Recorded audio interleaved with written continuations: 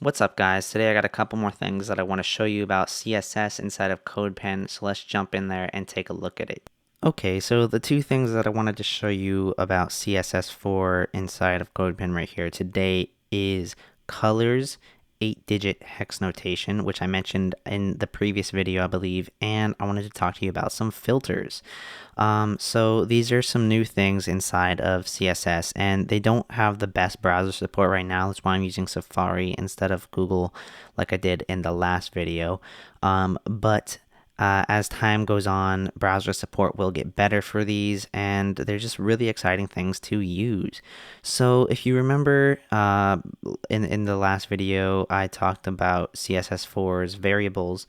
So I'm still using these colors as variables here, and let's see if we can go down to where is it? Not the variables, but the colors right here. So you can see I am using each one. I'm using color 1, color 2, color 3, color 4. So those are the variables that I have set up. And when you hover over it, it turns to the dark color called base color. That's the variable name. So what I'm talking about right now is 8-digit hex notation. And I think this is a very powerful tool.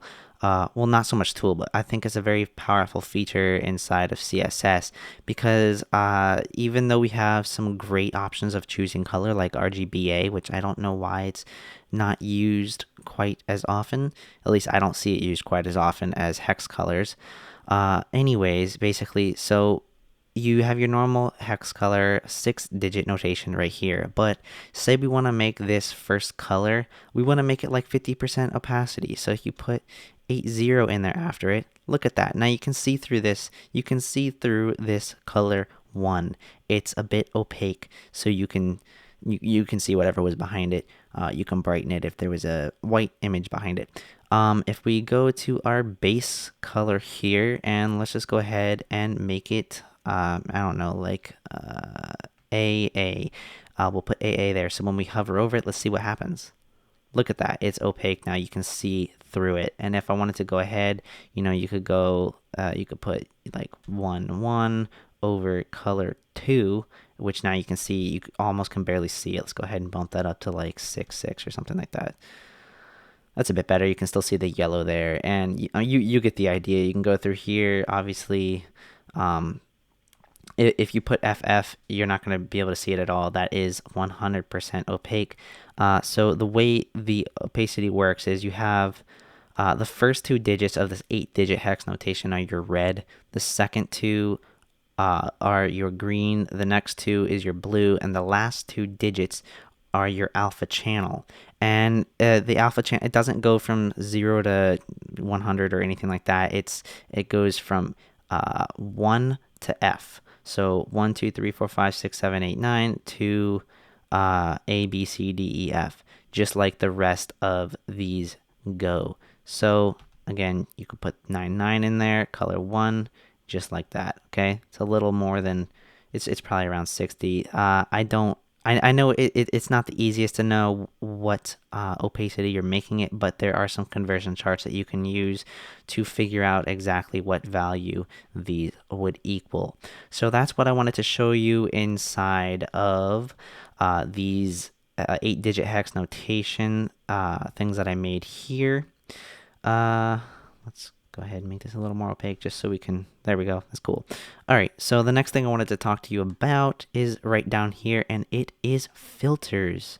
So these filters are pretty neat. I like them. I think they're great for like modals and pop-ups because what they allow you to do, let me scroll down here in the code and find it for you real quick. Filters right here.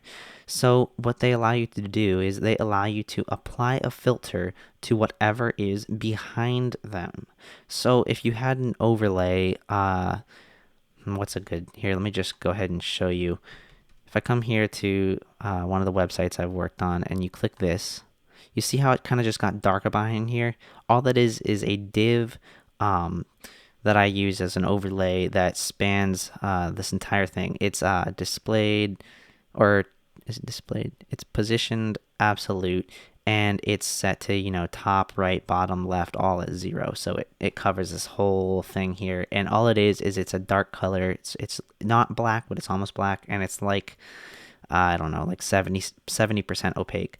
So something you could do is you could apply some of these filters to it, just like you see here, and you can blur it. You can, you know, what's this one even using? You can do a lot. You can make it brighter, you can make it darker, you can make it more contrasty, you can change the hue and the saturation of it. You can apply filters to anything behind it. So I think this is a great tool for making modals. It's not all usable right now. Like I said, the browser support is not amazing. The browser support is getting better, but I mean, come on, this is pretty cool. You make this darker and you can blur it out when you hover over it. I think that is a very, very useful thing to help draw attention to some specific item on a website, especially if you're using a modal. So I would love to see the browser support become better with these two things on top of what I talked about in the last video. So real quick before I go ahead and end this video, I just wanted to show you how to apply these filters to anything in your website. So as you should know, you've been able to apply filters directly to an element in CSS before, but now we can apply these filters to anything behind your selected element. So I'm selecting these containers right here, which is each one of these squares, and to write these filters, all I'm doing is writing in my CSS backdrop filter, and then you write whatever CSS filters you want to use. You can use multiple, depending on what browser you're viewing it on. They might not support certain things like, I don't know, like saturation or blur or something like that. You'll have to go ahead and check that out for yourself. But if you want to use more than one filter at a time, you can. You just have to write it without a comma separation. Other than that, it's very simple, very easy to add, and I hope to be seeing these more often in the world of web.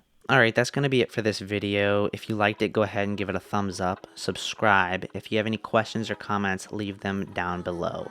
If you've seen this video and liked it, or you've seen other videos I've made and you like them, go ahead and go to my Patreon account at patreon.com/Zachary R. Newton, where you can go ahead and support this channel and help me create better videos every week.